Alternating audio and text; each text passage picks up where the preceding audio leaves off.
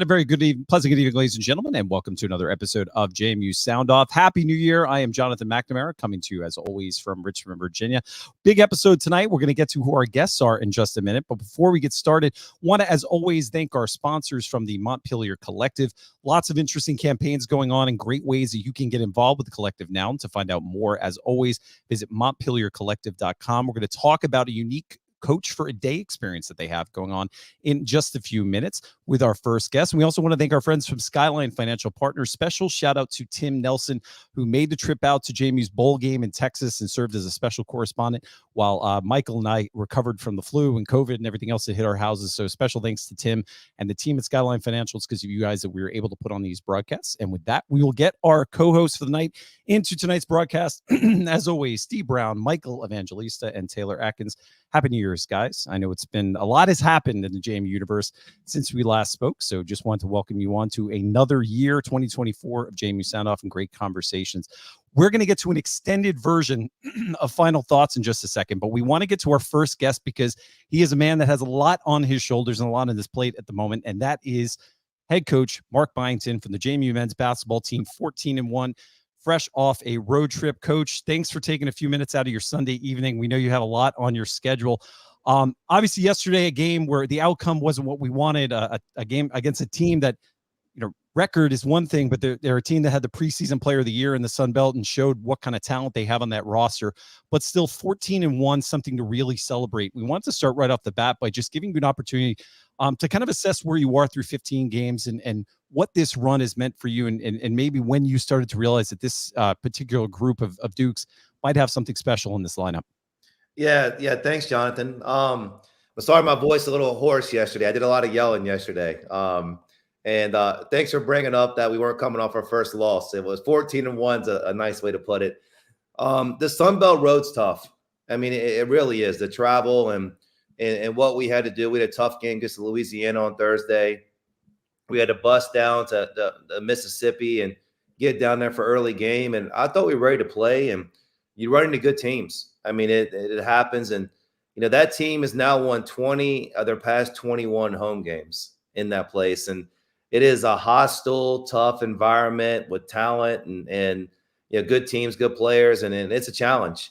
And they just added, 5 games ago, they added one of the best players in our league. The NCAA kind of did this waiver thing where everybody's eligible and kind of opened the window where everybody can transfer anywhere all the time. And they added a point guard who's one of the best in the league.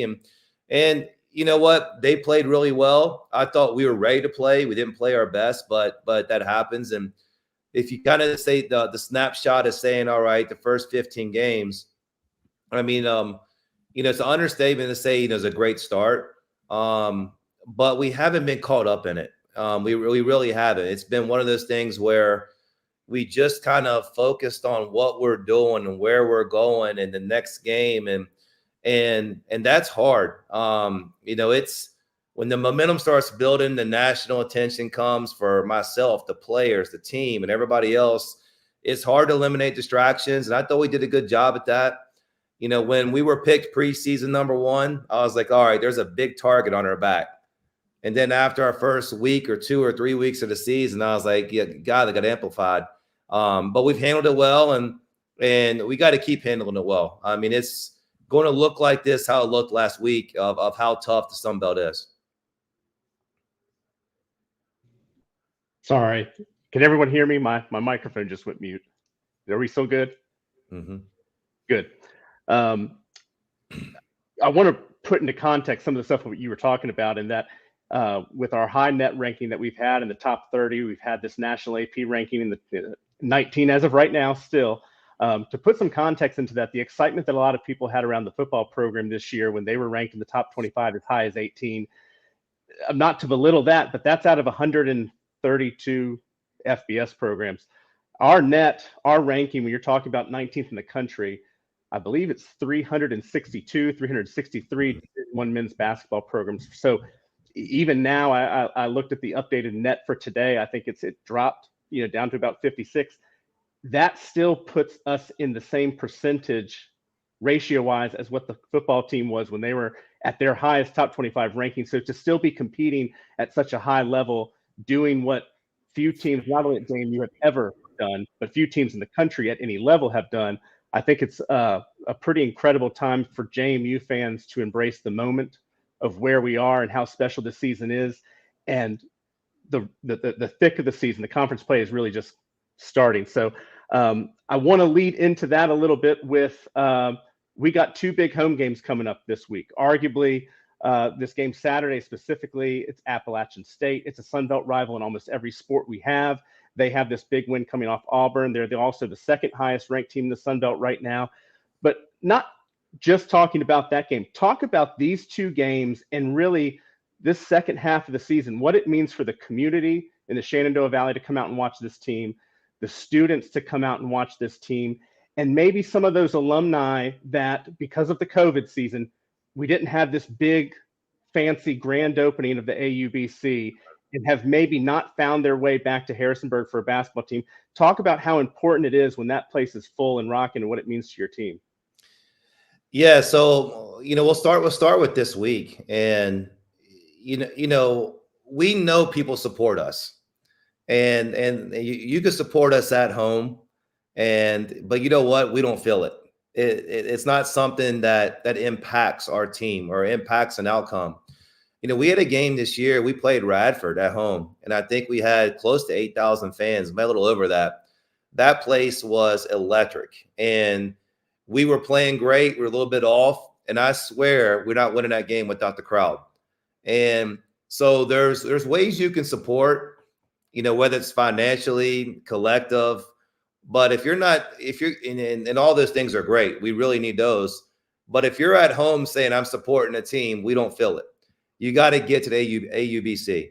And when you're there, it's one of the nicest arenas in the country. I think we play a fun style. My team loves playing there in front of the fans. But you can impact.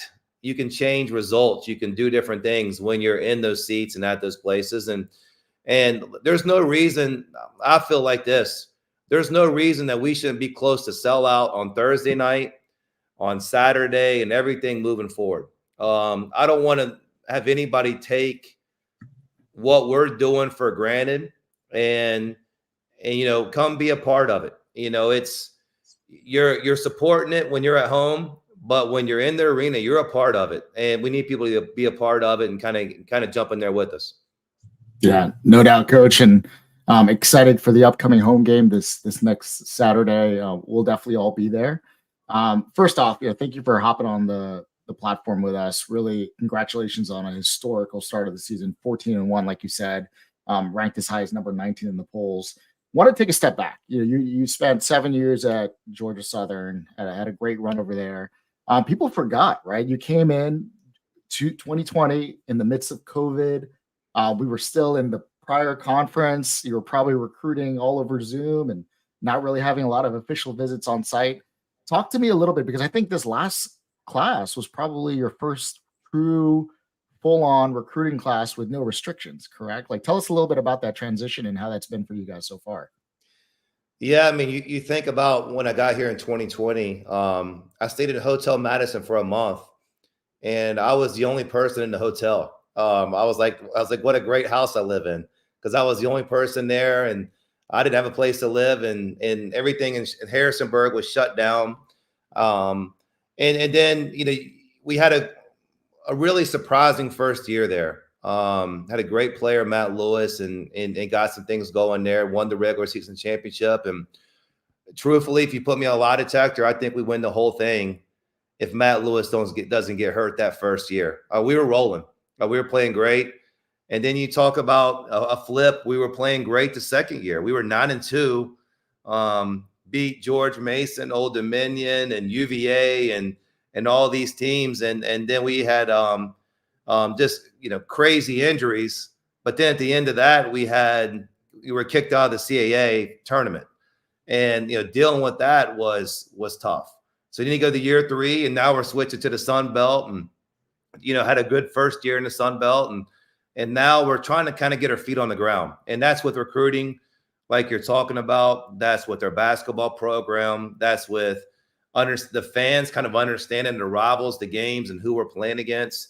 That's all part of it. So it's a lot of times you say, all right, I'm in year 4, and you think, all right, well, it's been a slow build or something going up.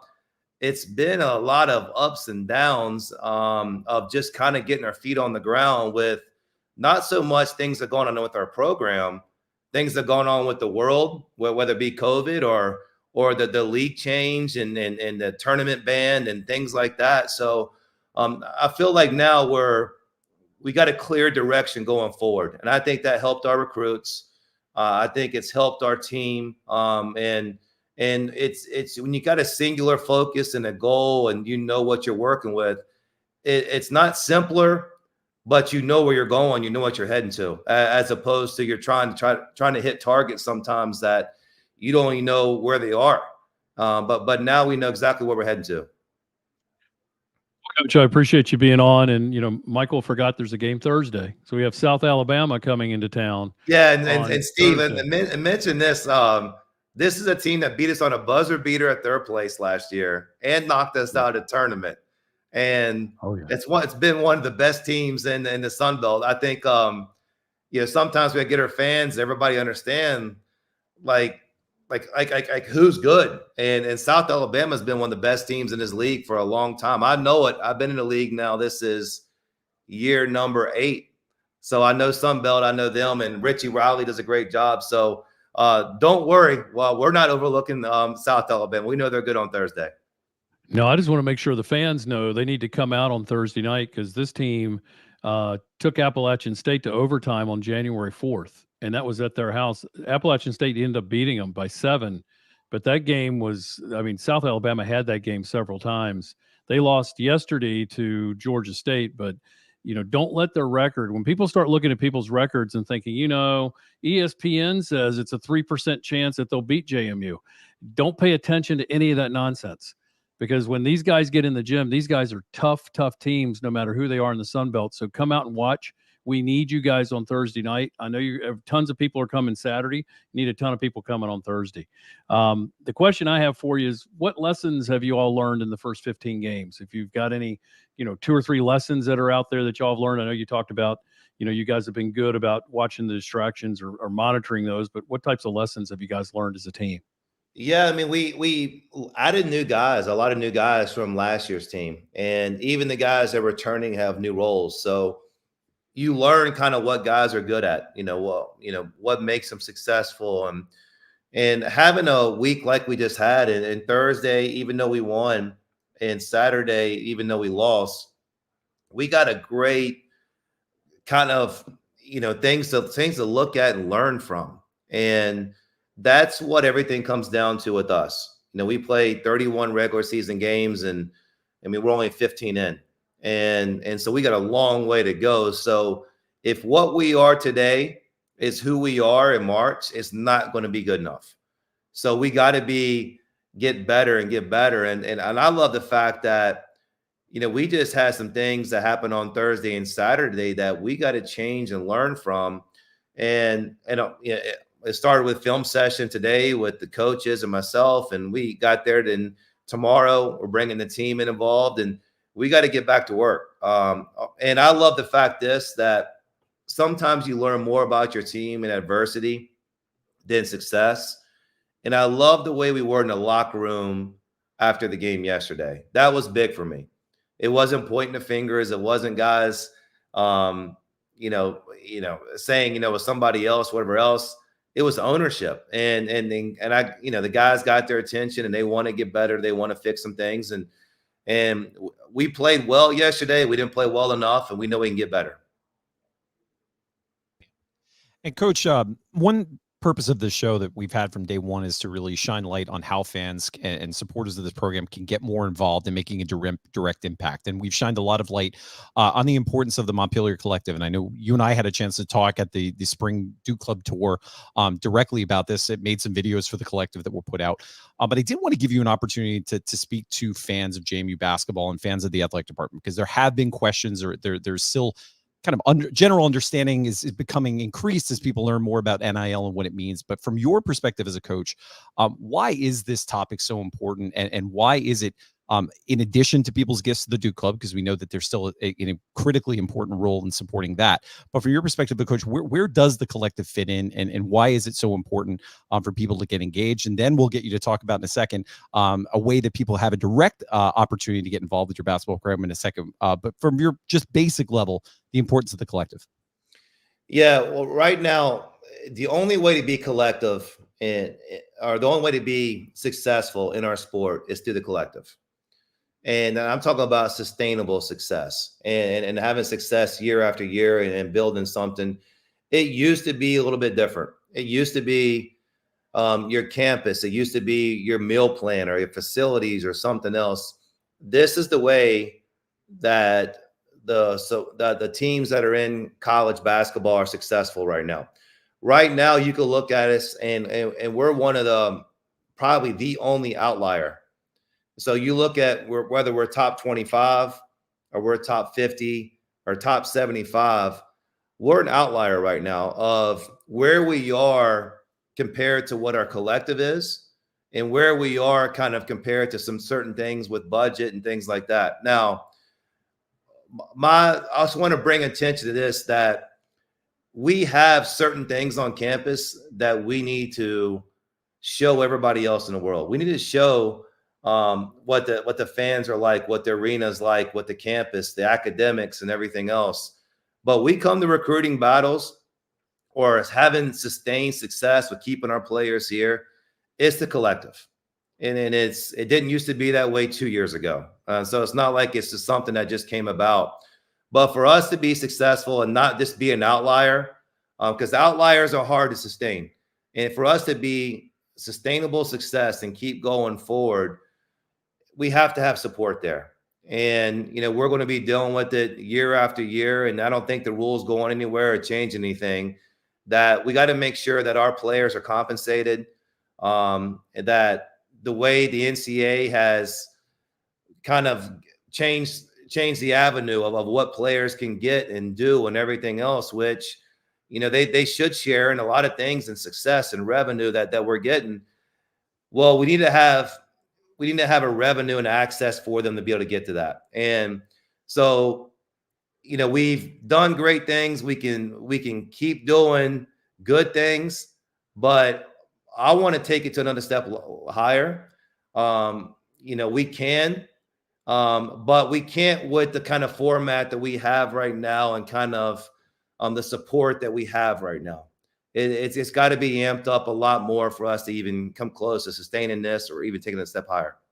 Well, and one of the ways we're going to try to amp it up is by getting fans closer to the program and having more opportunities to get a direct connection and build those relationships. And I give you credit because you've helped with Cliff Wood and others on the collective to create this unique basketball experience that is available at MontpelierCollective.com. Fans can go there now, purchase a ticket to enter for a chance to join you and your staff and the team for a Coach for the Day experience. Can you give us a little insight into how that came into being and what those who might be interested in buying a ticket are going to get a chance to experience if they're fortunate enough to be selected for that? Yeah, so with my son, I'm a huge believer in experiences. And, I don't want him to have another pair of shoes. I'd rather him see something with me or go do something with me. And I think that's, having an experience like this is something that you cannot get. You cannot get, and you can talk to your friends about it. I'm going to give you all access when you have this experience. I'm going to make sure that you're going to see every single thing possible. You're going to see how our shoot around works, how the game prep works, how the day of the game works, behind the scenes, in the locker room. You're going to be at halftime in the locker room, pregame. And one thing I want to add to this that's not on there right now is I want to make it a +1. And so whoever wins it, I want to make sure that not only are you going to be able to do it, I want to make sure you can share it with somebody else. So if it's a child, a husband, wife, sister, brother, your best friend, or whatever else, whoever wins, we're going to make sure it's accessible for 2 people, so you can have the bench access. My only thing is, in the coaches' huddles, I've done this experience before, and a guy jumped in the coaches' huddles one time when we're having a bad run, and he jumped in and said, "Coach, you need to start playing zone." We don't even have zone in our repertoire, so I'm going to give you all access except for like one little bit. The coaches huddles there, they're in that, but it will be one of those once in a lifetime things. I mean, you're not getting this anywhere else, and you're going to sit around and look at your friends, your family, and they're not going to have that experience. You're going to have an experience that nobody else has, and I think that's what life's all about. I think it's something really cool. And once again, so if you're now inspired, you want to be a coach for the day, you don't want to get a technical, you don't want to charge the court or say we're playing zone. MontpelierCollective.com. You can buy your tickets. Unlimited amount of tickets you can purchase to try to win this experience. And we just are really grateful, Coach, that you're willing to do it. And again, shows the creativity and the new ways that the Montpelier Collective is looking for opportunities to expand interest in this program and connections and build those relationships. And just grateful for your willingness and the team's willingness to do this. We have a tradition on this program. So our listeners don't know who our next two guests are. You do, because you were in the pre-show. But we do have two additional guests for tonight's episode. Two guys who I think need no introduction, but Curt Dudley, the voice of the Dukes, David Taylor, also a longtime voice of JMU Athletics. Curt, we want to give you an opportunity before we get to your part of the show to ask a question to Coach Byington. We know you guys are very familiar, but to introduce yourself and what's on your mind in terms of what you'd like to hear from Coach. Well, first, gentlemen, thank you for having me this evening. I must say that many of my Sunday evening wind-down walks after a busy weekend of JMU sports, listening to you guys has been nice to do that. So, and it gives me food for thought for any upcoming broadcasts coming up as well. So, Mark, one of the questions, JMU Athletics has been on a tremendous successful run in all sports, quite frankly. And we're very, very happy that basketball is one of those, men's basketball in particular, that has joined that great run here recently. How much does your program, how much is it impacted by the success of the other sports teams around the campus of James Madison? Yeah, that great question, Curt. And I wish my voice sounded like yours right now, by the way. Mine's a little bit off. One of the things that people don't understand about JMU, who are on the kind of the outside or whatever else, is the amount of support we give each other within the athletic department. And the amount of times that we talk and ask for advice and, hey, you're doing this with recruits, how's it working? Or what can we do to kind of help each other out? And every time somebody else is successful at JMU, it shines the light on all of us. And it's never any kind of jealousy. And I mean, when I just got here, softball went on an incredible run. And I mean, we're sending that out to our recruits, talking about the run that softball's on. And then this past year with the football team and game day and the experiences there and their winning success, and our women's basketball team winning it last year. And I'm not even mentioning like soccer and lacrosse and everybody else who has all the success. We kind of share in each other. We push each other. And it's kind of the standard here where you have everything. We got a great retiring boss right now in Jeff Bourne. We got a great president who really supports athletics, who knows how important it is. But the biggest thing I could tell you from the inside is the amount of support everybody gives each other and helps each other. It's not everybody's just out there do their own thing, which that's not at every school. I've been in a lot of schools. I'm getting older now, and I've been in a lot of schools. That's not everywhere. At JMU, it is, and that's a special thing. Coach, that's great. I've been around the university for a long, long time and spent 36 years at the university as a full-time employee, never in the athletic department. But I always had lots of relationships with folks within athletics and some because of broadcast and various other things. But there's kind of this, culture. There's this ethos that exists on campus, and I think that's what you're describing, and it's been a trait of the purple and gold for quite a while. I want to pick up on something that you were talking about a moment ago about being an outlier, and in many ways, not only are you an outlier in terms of the landscape of college basketball right now, where you've taken this program in the last 4 years. is a place, well, obviously into the national rankings where it's never been before, but also this sustained success for the last 4 years. Folks who've been around the program, we haven't seen that since, well, the Lefty Driesell years back in the early 90s, and then before that, the Lou Campanelli years in the late 70s and the beginning of the 1980s. You've been recognized by your peers as an X's and O's guy, as being right at the top of the heap there, and so I'd like to ask you a question that's always been on my mind, because I watch your team and everybody talks about the points that your team scores, which obviously tremendous offensively talented teams that share the basketball and do wonderful things. But I know it happens that really the foundation of all of that is what you're doing on the defensive end of the floor. Can you talk a little bit about what your defensive philosophy is, that you try to mold your team into a defensive unit that then produces what you can do on the offensive end? Yeah, thank you, David. If you're going to have success in college basketball, you're going to have to be a good defensive team. And we got to go on the road. We got pressure tournament games. The offense isn't always going to be there. And if you can look at my notes, I just spent the entire Sunday morning. It's about 50 notes describing the things we can improve on defense. But I'll tell you this, our philosophy has one thing. We emphasize it. We spend majority of our practice on it. But we do adjust. I got to adjust to personnel. And sometimes I could think going into one way that we're going to do something, but I got to adjust. And sometimes the game we got to adjust. What we try to do is we try to have a base and then be sound in our base and our fundamentals. And then sometimes we'll run into really good players on a hot shooting night, or a great post player, or a guard that's super quick, or whatever else. And then we got to adjust our scheme.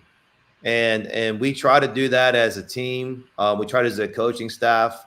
I think our goal is to give ourselves the best chance to win. And what I don't want to do is every single night we got a different game plan on defense and kind of throwing things out, because I don't think tricks can work long term. I think you got to be sound and the emphasis got to be in the right place.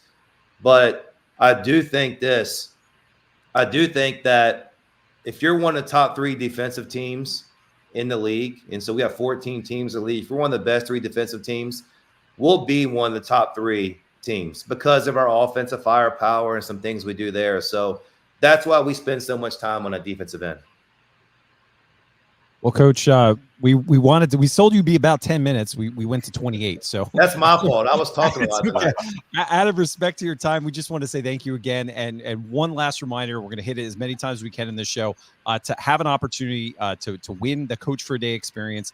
You can purchase your raffle tickets at montpeliercollective.com. We'll continue to promote it throughout the week and throughout the show. But Coach, good luck the rest of the week and good luck the rest of the season. We'll be cheering you on, and just appreciate all you and your staff have done.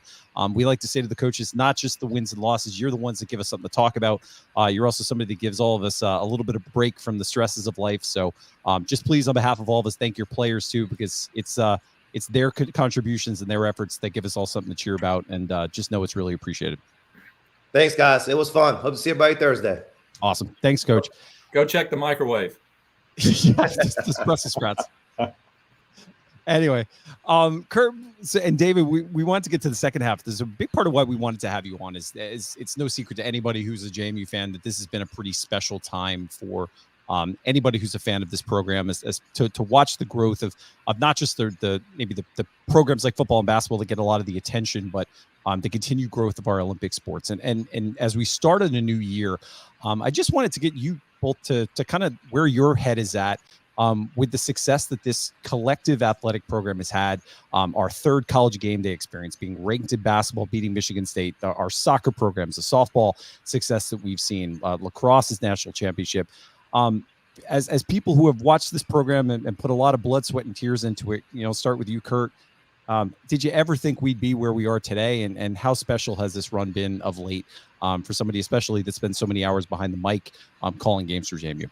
Well, it certainly has been a magical run. I must say that there are parts of me that thinks, wow, this is just incredible, and never would have thought it would have happened. But there are other aspects that kind of go back historically to the time even before I came to James Madison, when David was here before I was, and just knowing what the history and the foundation and what the vision was. There have been an awful lot of visionaries with the university over the many years, but there's also been those that have followed with the execution of that vision, knowing that it takes time and patience. And Jeff Bourne has been big on that, as has been the presidents during his tenure there, including President Alger currently. So part of me says, wow, it is unbelievable, pinch me. But other parts are like, yeah, I can believe that we've done this. And with the pace, though, over the last 5 or 6 years, that's probably the most incredible thing, is how it all fell together so quickly. If you go back to Everett Withers' first year as the football coach here, and how things since that point, as just with every sport, has elevated. So it has been quite remarkable, and it's been a great story. It's helped us quite a bit from the broadcasting standpoint, because it gives us plenty of fodder to talk about. David, did you want to add anything to kind of your perspective? Well, yeah, I think the thing that strikes me is maybe I'm not a pessimist, but I didn't expect us to have the 18th ranked basketball team in the country, and to have a football team that did the transition and ended up being ranked in the first 2 years. These are things that are just unprecedented. These are things that, when you look at schools that have our history, which is relatively short, when we talk about schools that have been having sustained success over a long period of time, I think it's really important for fans of James Madison University to soak in this experience, to recognize what it is, to be amazed by it, frankly. And then, as coaches mentioned, do all the things that we can do as fans and supporters of the program to try to find ways to make this sustainable. Because, I spent a good number of years as the marketing director for the university, for the university, not for the athletic program. And one of the things that we talked about on occasion is that we would have great successes as an institution, whether it was certain academic recognitions or certain things that would happen from an admissions standpoint. And you feel like sometimes, we're getting to a point now where we're punching at a higher weight class, and to mix some metaphors here, maybe we're outrunning our supply lines in terms of the resources that are necessary to be able to sustain those kinds of things. There have been, as Curt has mentioned, some people who are responsible for some of the magic, and there are a lot of people, going back to Ron Carrier and that grand vision that he had. But then a president like Linwood Rose, who comes in and can take that vision and then can see that it is really integrated throughout the expanse of the university and executed upon. And, John Alger has picked up on that, certainly. And then you've got people like, well, obviously Jeff Bourne, who's done an amazing job, and Charlie King, who, as the financial wizard behind things for the last 20 years prior to his retirement, those are individuals who have helped the culture of the university stay the same, have been able to sustain that culture. And that's allowed us to be in these situations where these kinds of magical things can happen. But it is going to be something that I think fans and supporters of the program need to be amazed by it and not take it for granted, and recognize that this, in many ways, if we want to see this happen and continue to happen, well, we're going to have to all step up a little bit more than we have in the past, both in the stands and then obviously in support of a changing landscape in collegiate athletics with things like the Montpelier Collective. Well, and you've kind of led into what was going to be the question I wanted to ask you both, and really, Curt, with as David's talking about JMU being an industry leader in so many areas, I want to take us back probably 10, 15 years ago, when there was the development of what became Matazone and where Matazone came in. And Curt, you can correct me if I say any of this wrong, but when that was being discussed and planned for, your larger schools at the P5 level, a lot of the higher FBS schools, they had these large media contracts and TV deals. So they weren't so as focused as, we've got to find a way to stream and get access to video for our sporting events. And then you had the smaller schools, the mid-majors, the low majors, which just didn't have the infrastructure, the budget to really pursue something like that. Matazone really was a national industry leading product that we put out there, and there really wasn't anyone doing it like we were when we started. So I would love to hear, Curt, kind of your thoughts, and David, anything you want to add to it about what was the thought process behind that? Why was JMU pursuing something that no one else was? And then just kind of talk about the history of how it has grown to, what is in essence our ESPN Plus broadcast today.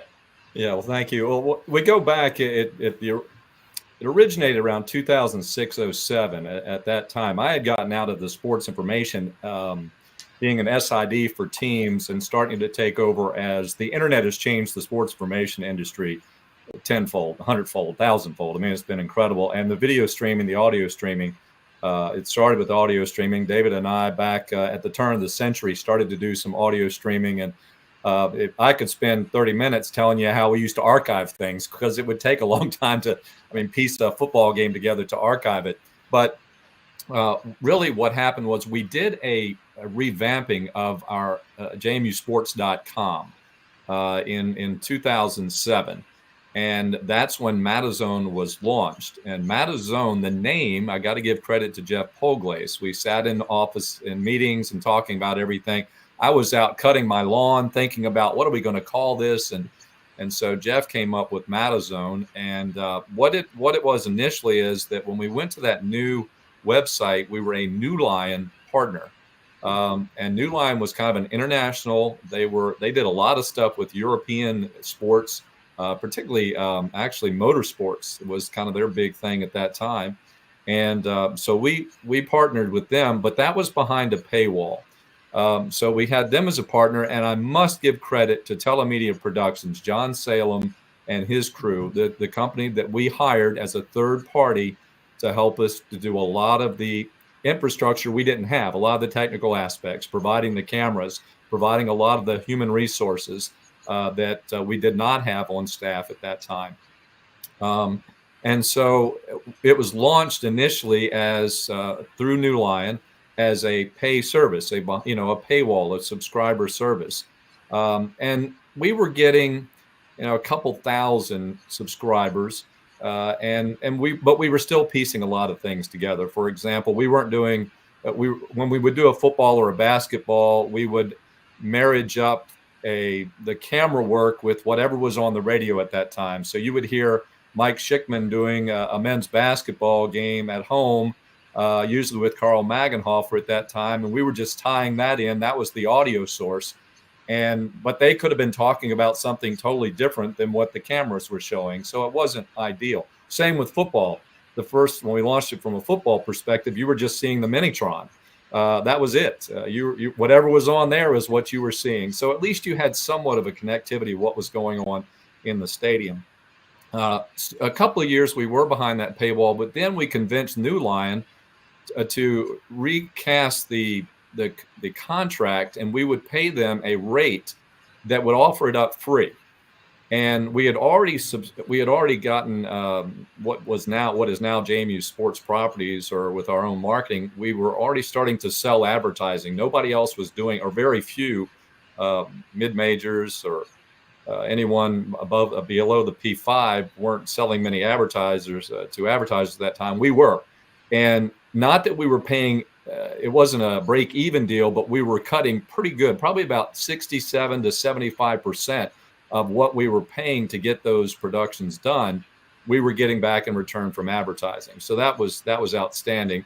And then we go free to the general public. And that's where Matazone really took off, which makes sense, you know. And the difficult thing there too at that time was people were reluctant to buy a lot of subscriptions because they were not familiar with it. They were not comfortable with it.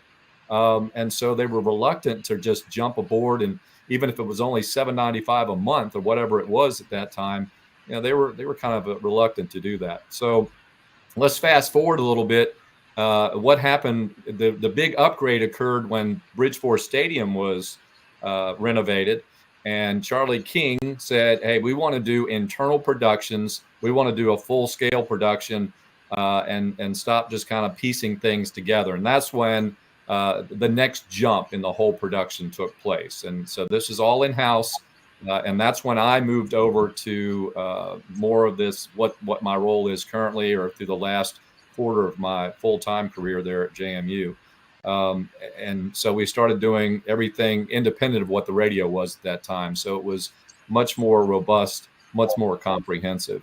And that took on, and we had that model. We were getting, you know, great support from the Alumni Association, many other sponsors. And then what happened, to shorten the story, is we hit the brick wall with Flow Sports. We had to agree with the contract with what our former conference was having us do. And we hit a little hiccup. You know, there was a speed bump in the road. We had investigated some ESPN Plus stuff before that, but it was just not cost effective before the Flow Sports deal came around, which actually, now that we look at it, was probably good that we didn't jump in, because we had to pull a lot of things back after that. But then, of course, going to the Sun Belt, boom, we go to ESPN Plus. We get all the financial backing and support from that. And there's still some evolution going on with that. But we feel internally we're doing a pretty decent job of it, but we also know that there's a lot still on the table that we can do and enhance our productions even more.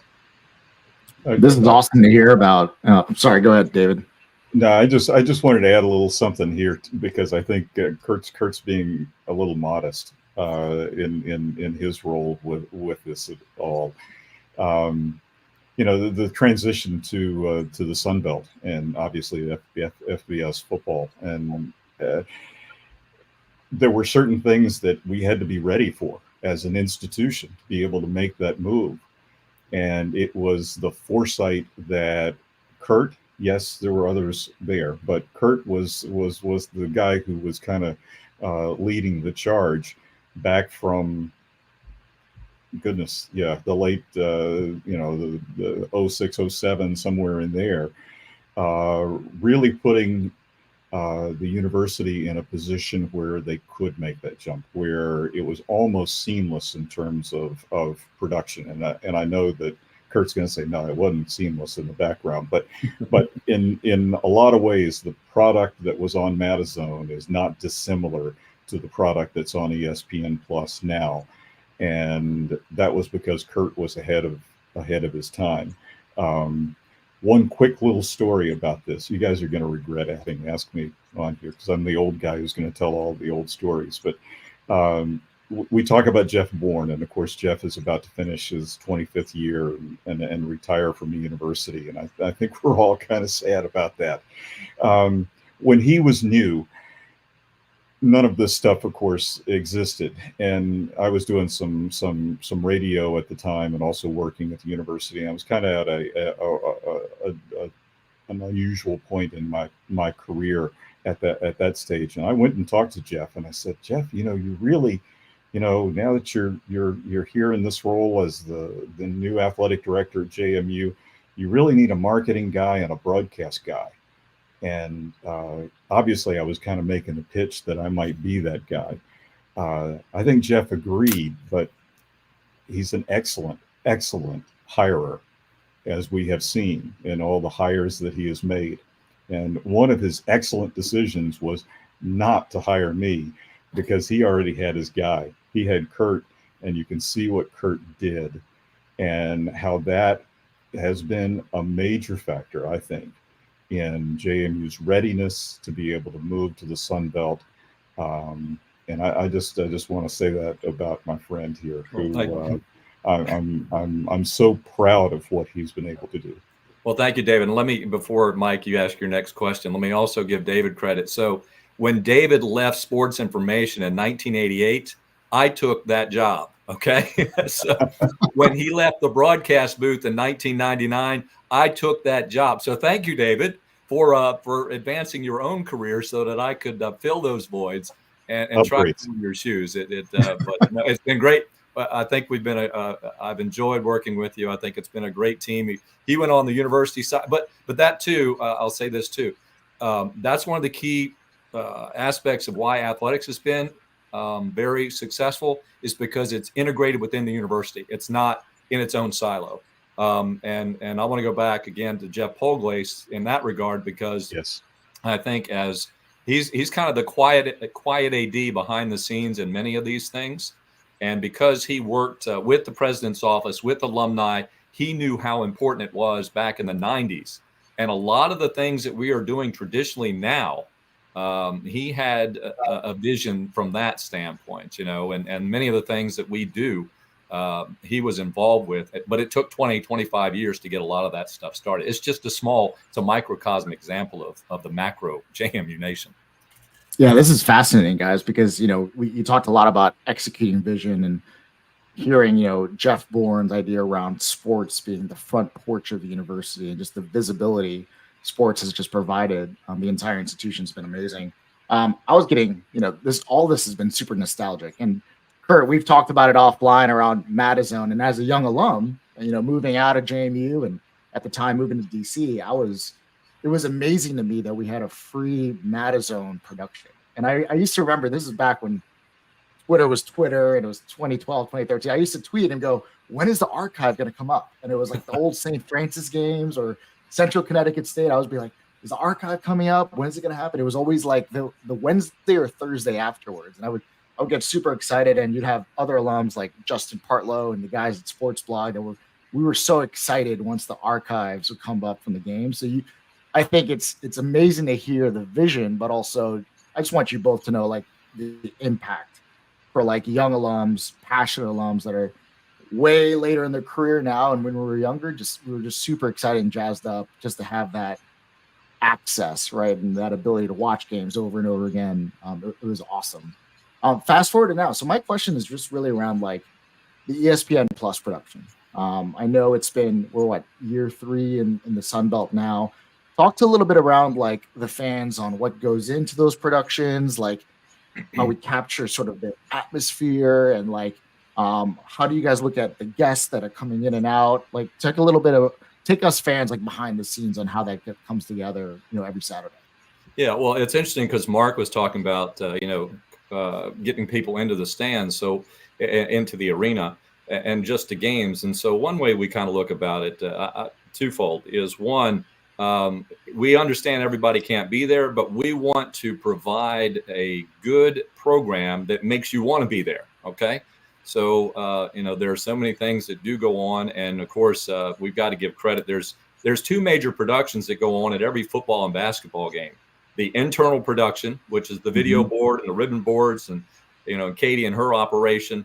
And then of course the ESPN Plus.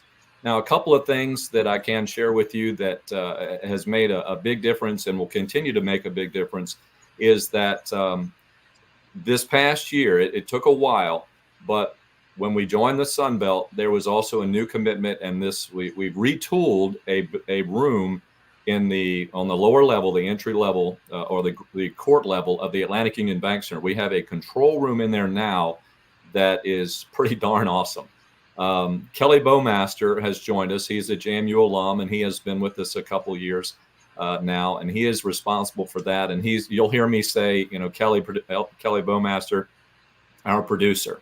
Okay, so we now have a producer. Now, let me go back again to Telemedia Productions, because they helped this whole evolution.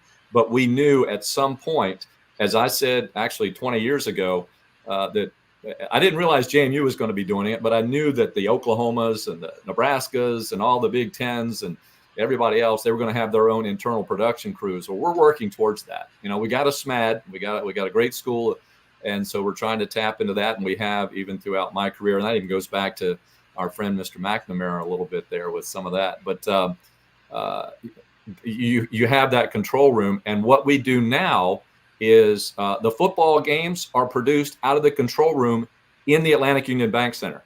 Okay, the only thing we have at Bridgeport Stadium are the camera operators, an engineer, maybe a backup engineer there, and the commentators. Everybody else is across the interstate in the Atlantic Union Bank Center.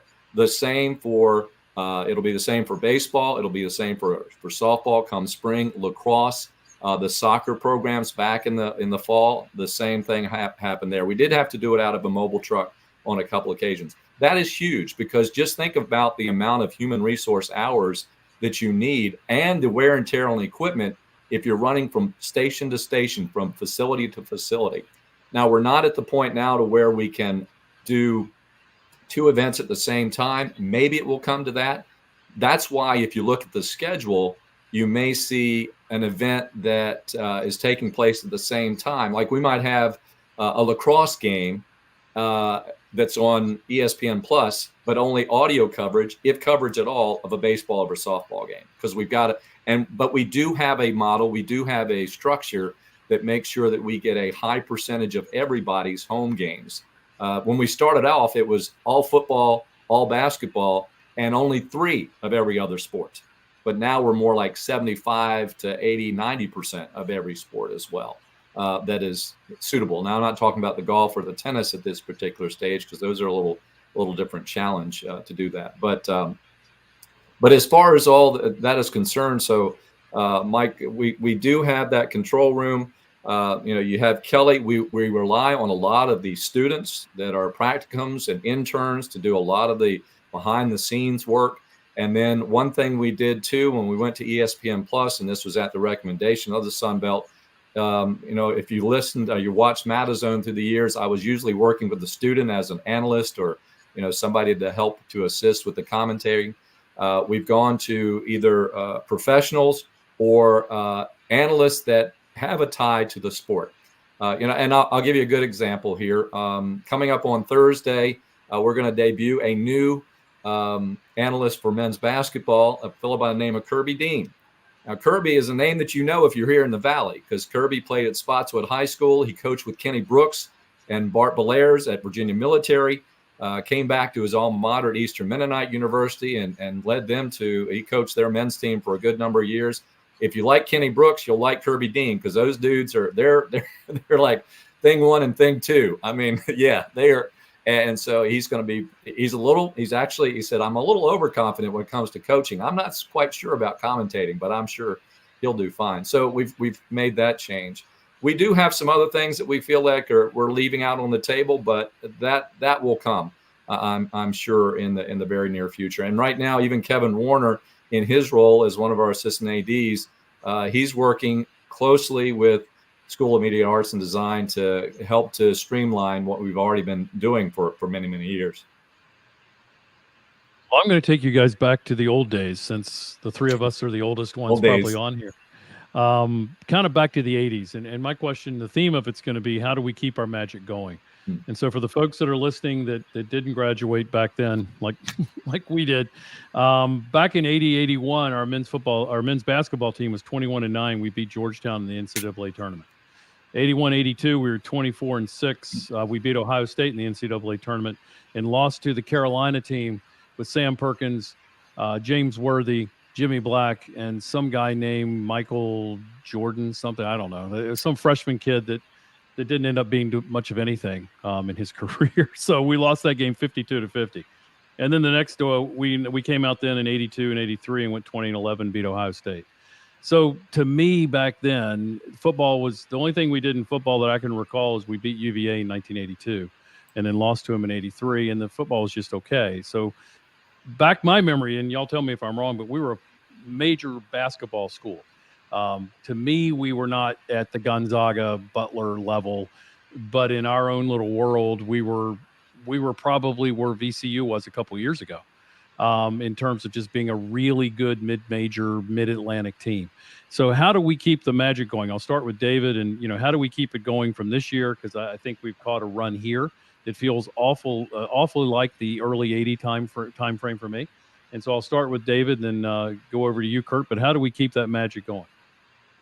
That's a fantastic question, Steve. And you had that run of 3 NCAA tournaments. And keep in mind, that was when the NCAA tournament only had 48 teams in it. It was harder to get in. And that middle team, the one that went 24-6, did not win the conference tournament, got an at-large bid. Imagine that. We got an at-large bid to the NCAA tournament. 1983, we also sent baseball team to the College World Series. And in 1982, along with that win over the University of Virginia by the football team went 8-3 early in 1AA, and was probably had the field been as large. I think there were only 8 teams that made the 1AA tournament field at that time. Had the field been probably even at 12, they would have made their first playoff appearance. So you're right. It looked like in 1983, in particular, that the university really had caught lightning in a bottle with success all across campus, and of course, lots of other things happening on campus as well in terms of expansion of enrollment, and new facilities, and kind of an emergence of James Madison University from the previous perception of Madison College, which we weren't that many years away from that. So how do you obviously you could say, well, maybe we failed to maintain the magic then, and I'm going to kind of say that I think we managed to maintain the culture of the institution, and maintaining that culture of the institution, maintaining an energy behind engaging with alumni and community, and building JMU. And Steve, I know you were on campus along about the same time I was. Harrisonburg didn't feel like the place that, there wasn't a great relationship necessarily. It wasn't a bad relationship, but certainly there wasn't the pride that you see in Harrisonburg in the Shenandoah Valley about being the home location of James Madison University that you see now. The level of alumni engagement that I think we've begun to see, the level of alumni giving is always going to be difficult for a public institution, but it's clear that the university is making strides in doing that. I think we have to recognize that JMU has been really an active fundraising organization for probably 25 years, really, in terms of resourcing what's necessary to be able to raise money from private donations. And when you're looking and comparing to the folks across the mountain who've been doing it for 200 years, it's a different game. So I think, how do you keep the magic going? How do you keep things going? There are 2 things. One, the culture of the university. Curt said it very well in terms of the university's athletic program is a part of the university. It doesn't sit aside from JMU. There aren't two different perceptions of what the athletic program is and what the university is. They're both in the same, I think, regarded in the same level of excellence. So maintaining that culture and that ability to work across divisions and across departments to be innovative on campus, to continue to find ways to be more efficient with what resources we have, which has been a hallmark of the university. I think that's number one. Number two is to continue the process that we've been doing really since that 83 or in that time period, which is engaging more, finding more opportunities for alumni to have meaningful engagement with the university in a variety of ways, coming to games, but also being engaged with their academic programs, being involved in service projects that the university is a partner in, and obviously in private giving. To me, those are the two big areas that have to be maintained, and that'll be necessary to probably, ride this very tumultuous time that we see in college athletics in particular, and probably, if you look at the headlines across the country in higher education in general, it's a bumpy time in a lot of places, even in the Ivy League. So I think the university's culture and the further engagement of alumni and community are going to be the key things to go forward.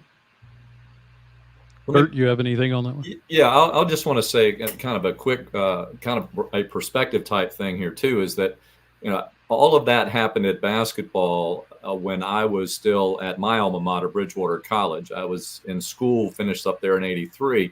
But that also happened at a time when, as David mentioned earlier, we are relatively young, and it's still a relatively young athletic program, but we're starting to reach some maturity, as is our alumni group.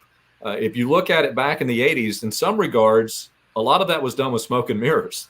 And I say that very respectfully.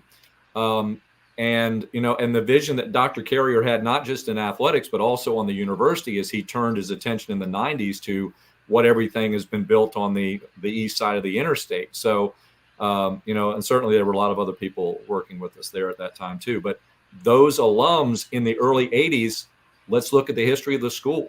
What were most of the alumni at that time that were in their giving years? What was their profession? They were teachers.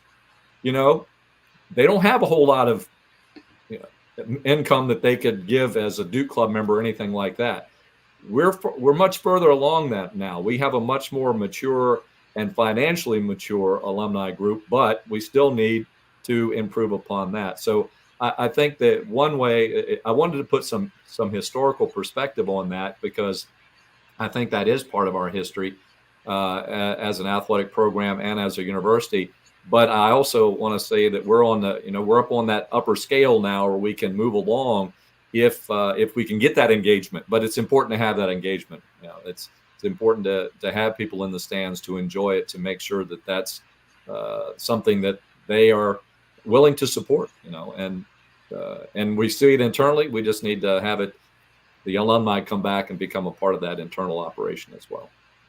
So Curt, I wanted to give you a chance to talk about Corey Spector a little bit. Okay. Somebody new who's come on, and I know he's a bright, talented young face who's also leading his voice of the JMU landscape, but also an opportunity to mention guys like Dave Riggert. And I know you also have a close working relationship with many of the SIDs that help pull these broadcasts off. Just feel it'll be a good opportunity as we wrap up maybe the discussion on the broadcasting side. Any other names that you'd want to shout out? I know Chris Brooks, you work very closely with. You mentioned Kevin Warner, the types of guys who give you the stats and the information to make your job a lot easier, and any of the other analysts that are on these broadcasts. Any other names you'd want to mention as a part of tonight to just let the JMU fan base know what it takes to make one of these broadcasts a reality? Well, it does take a lot of work. I may not have actually answered Michael's question to the fullest, because it does take quite a while to really comprehensively answer that. Is more than what time we have here this evening, I'm sure. But yeah, we can't do it without the folks behind the scenes. Now, as I said earlier, our industry has changed quite a bit, and sports information staffs are stretched pretty thin. namely because social media is taking a lot of their time away. So we rely a lot on what information they do provide to us from their notes, from what is out on the website. But it's for every sport. 20 years ago, we weren't broadcasting field hockey, volleyball, and soccer. And so that's changed quite a bit too. We heavily rely on them. So kudos to all the SIDs who put in a heck of a lot of hours to it. And there are a lot of folks that they get thrown into it. And many of them, you see a big amount of turnover in that too, because it can be a very burnout style job, believe it or not. I mean, it can take you out of that profession in a hurry, particularly after you work, a full couple of seasons there. So, but Corey, his story here, during my transition of going in from a full-time employee to a part-time employee, and with us wanting to make sure that we were getting all the coverage we possibly could, he was brought on. He was a recent grad of Syracuse, and certainly is a very talented. He's skillful as well as very talented as an individual, as a broadcaster, and very multi-talented, multifaceted. He can work from one venue to the other. I mean, in football, we use him for. He's doing sideline for JMU football for not only when he's at home, not only for radio, but also for ESPN Plus as well. So he's doing a juggling act down there on the field, and does that very seamlessly as well. But that gives us a chance to more bang for our buck. We're multi-purposing our stories, and we're getting them out to all those audiences. There have been a lot of names, John. I mean, I go back to when you and many other of your classmates were working with us, during that time. We came out for just doing those little Duke Sports Center reports to where we are now. But I think you're going to see many more faces get out there, in the future as well. One other thing I want to say that I intended to say when Mike asked me that question too is one of the things I feel like JMU's productions, the JMU Sports Network for ESPN Plus productions, that we try to separate ourselves from the competition, so to speak, is we want to provide a production that is enjoyable by not only the JMU nation, but whatever other school is watching, whoever else is watching. And I look at that from a business standpoint. If you're a sponsor, if you're a national brand, let's say Pepsi. Pepsi is one of the JMU sponsors, of course. Pepsi doesn't care whether you're a fan of the Dukes or you're a fan of South Alabama, right? They want to get as many eyeballs as they can on their product. So we want to make sure that we're holding those eyeballs from South Alabama coming up on Thursday night so that Pepsi is taken care of. That's just looking at it from a business standpoint. So sure, we've got the knowledge of JMU athletics. We've got the knowledge of those athletes, those student athletes. We spend an awful lot of time with them. Quite frankly, the transfer portal is going to challenge that a little bit because you don't know how long they're going to be around, but that will certainly challenge us a little bit with some of those stories. But we also want to make sure that we are doing our diligence and spending time. In fact, just before we went on the air, I was working on my spotting chart for the South Alabama game, and I'm going to do an interview with their coach. I've got their coach lined up for Wednesday, and Coach Kearns of Appalachian State, going to talk to him on Tuesday. But you're pulling all that data together because you never know how the game is going to turn, and you got to have a lot more material in front of you than what you're actually going to use. But we do try to make sure that the opposition. One of the biggest compliments that we receive is if for some reason, whether it's an email or just a random bumping into somebody from another school, and they say, we really enjoyed watching our team play when they were there at JMU because of the production. And so that's the biggest compliment. It's great to get compliments from the JMU Nation, but it's even greater for me personally to get compliments from the other school, because then I think we've done our job for not only of our sponsors, but also to be a good product for anybody that happens to tune in. We don't want to lose them. We want the numbers to be up there. Well, I will say that's also the lesson you imparted to me in the first meeting we ever had when I came in as a freshman. You asked me what my style was, and you said even for PA announcing, you're not just announcing for JMU, you're announcing for both fan bases. And our producer, Chandler Fortune, is somebody who's heard that message from me as I tell high school students now, is you're a PA announcer for everybody, not just the home fans. So right. I took that lesson to heart. I do want to ask the last question for both of you, because I think it's we're now in 2024, which means it's the 20th anniversary of the 2004 team. And I want to start with you, David. As we kick off what I imagine is going to be a year of celebrations and reflection about that 04 team. Just your thoughts as we come upon this anniversary in a team that it wasn't the first great team at JMU, but a team in many ways that poured lighter fluid on this program and helped it reach where we are today. And just your thoughts, both of you, on where you're at as we approach what's a really important milestone in this athletic department's history. Well, I think Steve hit on it earlier when he was talking about the early 80s and how we became a basketball school. And I think we, I don't know, on campus, I always thought of us as a basketball school until 04. And 04 said we could be a football school, and we could be a football school at a very high level. And I remember that year as a time when we started seeing the stands fill up. I remember the homecoming game, the win over Delaware, who was the defending national champion. I'll never forget Mike Schickman's call of the punt return. And Curt Dudley's foreshadowing, looks returnable. And of course, it was a punt return that won the ball game. But the crowd was a different level. That was a different experience at old Bridgeforth Stadium before any of the expansion.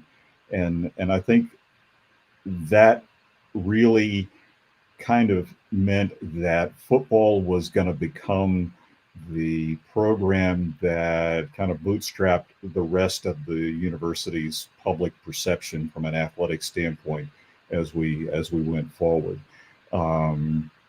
Now, I got to tell you, as the old marketing guy, hearing people, just kind of virally call us the everything university is like the best thing in the world. I mean, absolutely. From a marketing standpoint, I couldn't want to. That's music to my ears.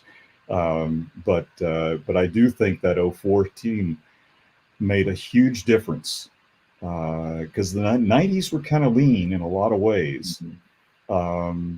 And you saw things begin to change under Lynn Rose, under Charlie King, under Jeff Bourne, under Jeff Poglace.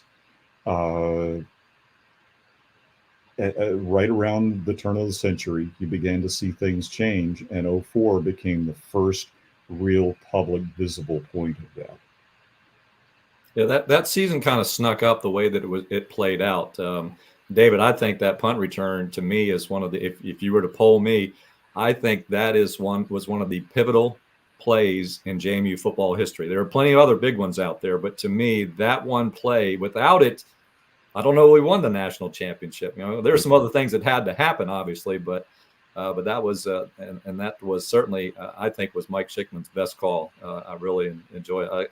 I get goosebumps. No flags. Yeah. I know Taylor probably said no flags many times after that to me and others as well. So, but that season, just the way it kind of crept up, but it was sort of like the tip of the iceberg too, as the Dukes emerged. It started to get some attention, and I think it wasn't so much what the national impact was, but it was more so on what the JMU Nation impact was. It really got that attention, and we had to capture that first before you could even expand it out nationally. And if you don't have that occur, I think we would have struggled a little bit more. Of course, then after that, we're a little up and down in football. We made the playoffs every so often there afterwards. But then that also helped to set the bar and the standard, so since 2013, that standard has been upheld more often than not only by football, but many of the other schools. Well, I just want to say, if you ever have an opportunity to bring back the NFL Films music for a highlight package, you'll have at least one fan.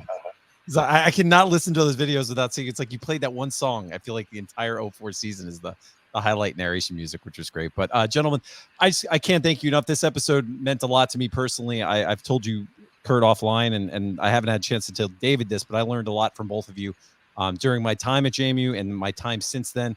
And the thing that I learned the most from you is how to conduct yourself a professional manner and with dignity and respect in your broadcast, for all the great work you do on your calls and insight and stuff. It's the class that you carry yourself each and every day on the broadcast that I've always admired. And I think you both helped to launch a number of people's broadcasting careers who took that to heart as well. And that's something I think both of your legacies should be very proud of, is you showed people how to do it with class, and it's always meant a lot to me. So thank you for spending a lot of your Sunday nights. We hope you come back, because as we go throughout the off season, we're going to be talking a lot about the 04 season, and your voice and your insight is very valuable to that. So we know you got other things to do for your Sunday nights. So thanks for spending some time with us, and we hope to do it again down the road. My pleasure. Thank you very much. Appreciate it. Thanks, guys. Thank you so much. Enjoy. And with that, we're going to bring back our other co-hosts for our final thoughts segment. Guys, wow, that was we keep saying it in the private parts of this. Every one of our episodes, we seem to find something new that makes it special. Really great for Mark Byington and David Taylor and Curt Dudley. You're not going to find two gentlemen with a greater context and understanding of the history of JMU athletics. Start with you, Taylor. Your final thoughts. There's so much has happened in JMU athletics since we last talked, and I know we're at an hour and 15.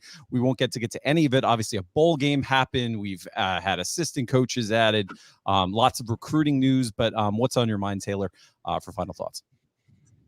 Yeah, I think we thought we'd have a lot more time for final thoughts, but I'm kind of glad we don't, because like you just said, hearing Curt and David talk, it's one of those things where we could have gone another hour, and I probably could have sat here as a JMU fan and appreciated every moment they talked. I will give a quick story that I think Curt will appreciate me sharing. This is back when Rodney Landers was playing. I was in my second year working with the Duke Club, and Rodney and I played in Virginia Beach against each other. And Curt this is back when we were still in the old stadium, the offices there. Curt had this dividing wall in his office where sometimes he'd have an intern or someone working behind that wall. So I walk into Curt's office, and he pulls me in, and for some reason he just starts questioning me about Rodney Landers. Taylor, didn't you play in Virginia Beach? Yeah. I mean, what was it like playing with him? It was tough. Did he he kicked your butt. I was like, oh man, I'll never forget this one play. I tried to tackle him, and I'm just talking about how great Rodney is and how much he is. Hey, Rodney. And Rodney was behind this wall the whole time. And I didn't really know Rodney Landers that well. I mean, I knew of him because we played against each other, but I've always thought it was funny, and Curt will bring up the times where he baited me into that conversation, and it was a job well done by him. But I'll try to be quick with final thoughts. There has just been so much that's happened with the bowl game. We continue to bring on new coaches, new players are coming in. Basketball continued their run of being 14-0, the greatest start in JMU men's basketball history. Climbed up to 19. I think they were 18 actually earlier in the season, dropped down to 20, went back up to 19. Tomorrow, the new top 25 rankings come out. If you're asking me, my heart says I'd love to see them still in the top 25. My head says they might fall out. There were a lot of teams at the bottom of the top 25 that lost, so you'll never know. And at the end of the day, I pointed this out with Byington. When you talk about JMU being a top 19, 18 team, that is different than when JMU was top 19, 18 in football, because there's almost 3 times as many teams. So to pull off what they've done, even to be where they are right now at 14-1, they're still in full control as the top team in the Sun Belt. The way the Sun Belt tournament does work, for those that aren't familiar, is it is a 5 days of basketball games for the men. I believe the men play Tuesday, Thursday, Saturday, Sunday, Monday. I believe the women play Wednesday, Friday, Saturday, Sunday, Monday. And if those days are off, I apologize. Look into it yourself. But long story short, if you are a top 4 seed, you get 2 buys in the tournament. So at the end of the day, whether JMU finishes first, which I still think they will, or they finish 4th, you're getting those 2 buys. So that's really what you're seeking out at this point. I do think the last 2 games, and I mean this as a positive, they were a little chippy. And I think that was good, because it just shows how much these teams care about each other. I know there's a lot of new rivalries, maybe not as familiar with each other, but every team wants to go out there and win. And the way you've seen it on Twitter, I mean, I've been shocked how many fan bases have been coming after JMU, football, basketball, just all around. And it really, I've had a couple of JMU fans come up to me and say something like, we maybe really should kind of tone it down because, I don't want us to be the most hated team in our conference. And I said, does Alabama in the SEC say, I really wish we could be a little bit more liked, or does UNC in the ACC when it comes to basketball, are they like, I know we're good, but I wish we were more like? No, the reason you're hated is because you're envied and everyone wants to be you. And right now, JMU has had two of the best FBS football seasons at the G5 level. We've done what no other team has ever done, and we haven't even fully transitioned yet. I even had a controversial tweet that I didn't mean to be controversial when I said something a couple weeks ago. I said, when Ole Miss, they announced that Ole Miss had their first 11-game season, and I tweeted out, it took Ole Miss 130 years, a great SEC program, to get to 11 wins, and they needed a postseason win to get there. And I said, JMU got 11 wins in the regular season in its second year. And of course, I don't know how that transitioned into, you think JMU's going to win 11 games every year? No, I don't. That's specifically why I said it's so important to cherish that. And then I had the people come in and say, you think winning 11 in the Sun Belt is the same as this? No, I don't, But the point of that is, whether it's the football team and what we've experienced the last couple of years, and to be quite honest, to see the coaching staff that Chesney's putting together and to see the players that are coming in, I'm biased. My expectations are getting higher by the minute for next year because of just how good I think we can be. But when you mix all of that with what soccer has done, and volleyball and lacrosse, and upcoming, we have spring sports in the Sun Belt, softball and baseball, perennially Sun Belt. I'm not saying that word right, but the Sun Belt, that's two of their best sports traditionally. And, so there's a lot of excitement still to come. Both men's and women's basketball are looking to finish in the top of their conference. And we maybe tend to overemphasize this, so I won't beat a dead horse, but it's really important for everyone to recognize where JMU currently is in the national landscape of college athletics at a time where college athletics is changing at an unprecedented rate. And so no one knows what lays ahead, not only for JMU, but really for college athletics in general. So it is so important to get involved and be engaged and be supportive with your time, with your resources, with your money, with your advocacy, whatever you can, so that when that turn comes, in whatever direction it goes, JMU is positioned just as they have been for the last 2 decades. And, I'll kind of end with that, just that, we've had a great leader at the helm in Jeff Bourne. So there is another major change that's going to be coming up in the next year here. And so really just encourage everyone to get out to the basketball games this year. It's a great venue, and the experience is unlike any other. And the more people that are there, the more it's going to continue to be one of the most feared places to play on the East Coast. So with that, I'll turn it over. I just want to say, if there's any video evidence of you trying to tackle Rodney Landers, anybody out there who finds video or photography, we'll give you a sound off. I was going to say, can we go back to that? Did we just totally look over that? Rodney, if anybody in Rodney's family recorded a highlight tape from that day, so it's just a pancake. Well, whatever. Pancake. Throwing that out there, if it can be found. Well, I'll see you Saturday, Taylor. I'm making the trip up to the game. Michael, so much I know that you'd like to focus on a lot of recruiting news. Follow you on Twitter if you want to see that. Anything you're thinking about? Final thoughts for you, just on anything that's happened since we last did our episode. Yeah, I was gonna say, how do you follow up Taylor's? Because I feel like we just ran the gamut there. But we were talking about it before we went live. If anything, the last 4 to 5 weeks have taught us all on this show and also all of JMU Nation is just patience. Let Chesney cook, right? If you look at, we've had a bowl game, we've had people come, we've had people go. I think we've signed 14 high school recruits.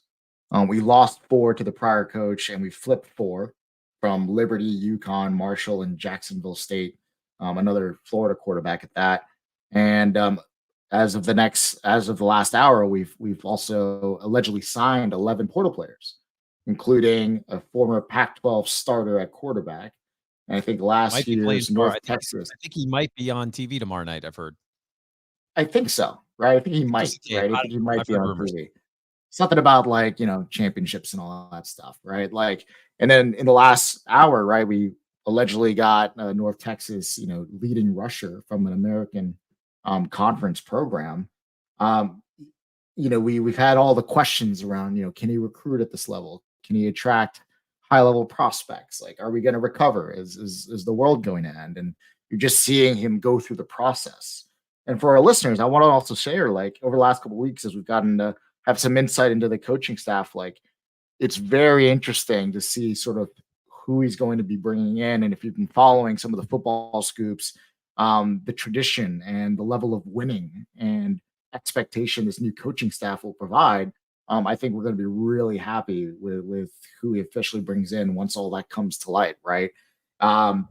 Patience is key. So I'm expecting hopefully more news, right?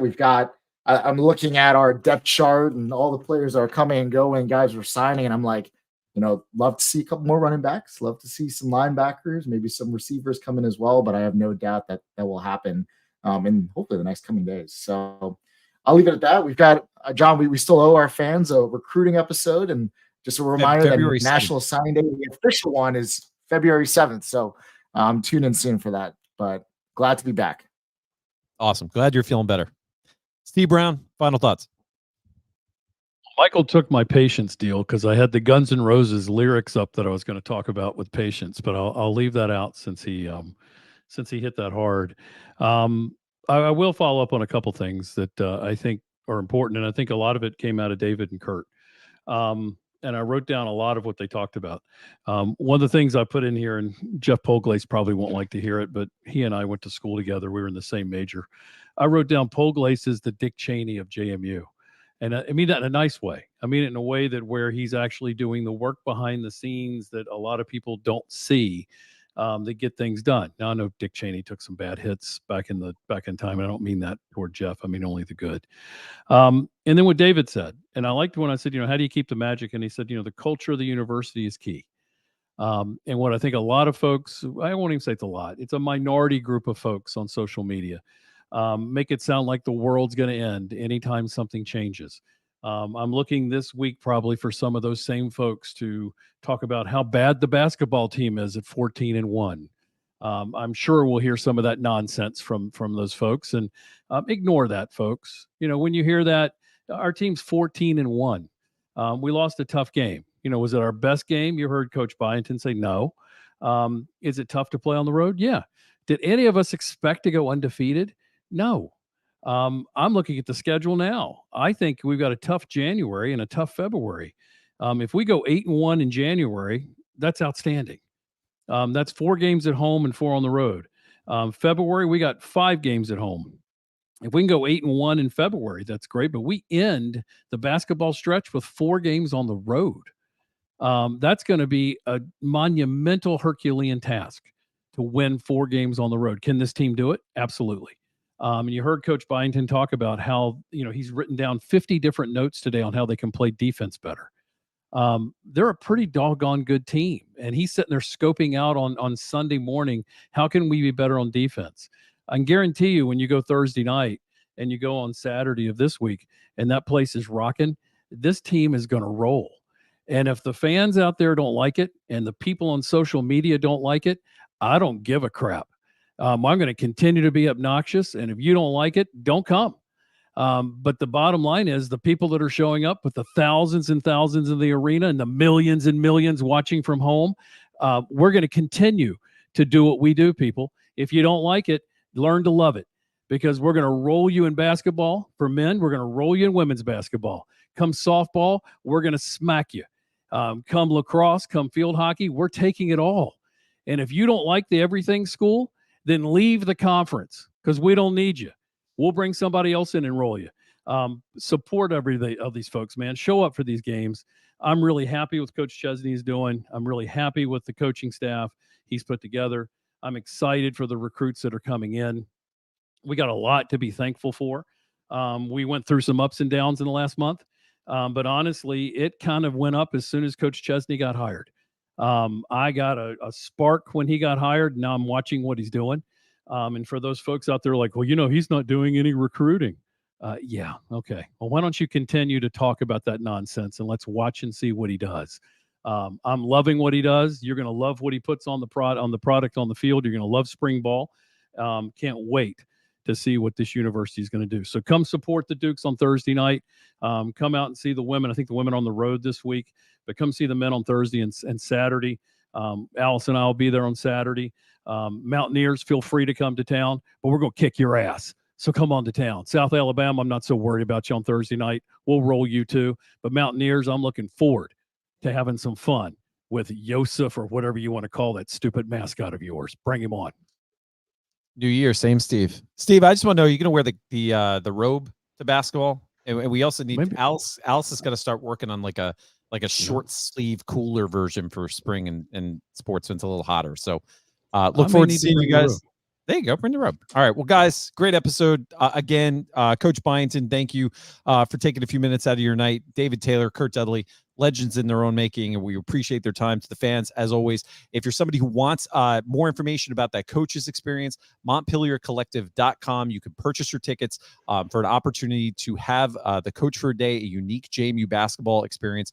Again, your support of that raffle and that opportunity gets you an opportunity to potentially win that game day experience against ODU. And again, that money, as Coach Byington mentioned, directly impacts our student athletes on campus and allows us to compete. So again, MontpelierCollective.com. To our sponsors, Montpelier Collective, as always, thank you. And Tim Nelson, Skyline Financial, we appreciate your support. And with that, we'll say go Dukes. And we'll see you next Sunday night at 8 p.m. for JMU Sound Off. Go Dukes.